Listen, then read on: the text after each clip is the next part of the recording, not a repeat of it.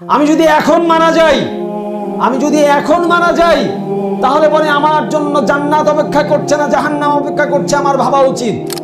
আমি যদি এখন মারা যাই কবরের সওয়াল জবাব ঠিক মতো দিতে পারবো কিনা সেই হিসাব আমার এখন করা উচিত।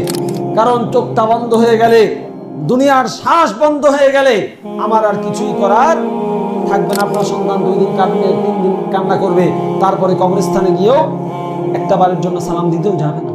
বাস্তবতা, এটা দুনিয়ার বাস্তবতা। দুনিয়ার মানুষ ব্যস্ত হয়ে পড়ে, এই বাস্তবতাকে আপনি অস্বীকার করতে পারবেন না। তাই প্রিয় ভাইয়েরা আমার, উসি বিনাফসি ওয়া ইয়াকুম, আমি আমাকে সহ আপনাদেরকে নাসিহা করছি, আসুন দুনিয়াদারিকে একটু সাইডে রাখেন, আখিরাতমুখী হন, আল্লাহর দিকে একটু ফিরে চলি। এর আগেও আমি এক খুতবায় বলেছি, চলেন আল্লাহর দিকে ফিরে চলি।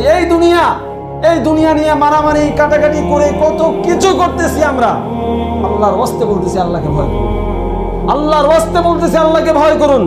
মুখটাকে হেফাজত করুন, হাতটাকে পকেটে ঢুকিয়ে রাখুন, যেভাবেই হোক নিজেকে জান্নাতমুখী করুন।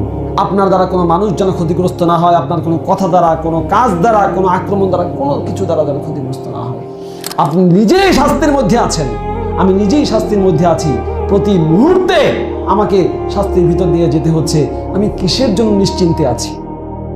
আসুন আমরা একটু আল্লাহর দিকে ফিরে আসি, বেশি আমল এর দিকে মনোযোগ দেই, বেশি বেশি করে নফল সালাত, তাহাজ্জুদের সালাত, 5 ওয়াক্ত সালাত তো অবশ্যই পড়বো ইনশাআল্লাহ।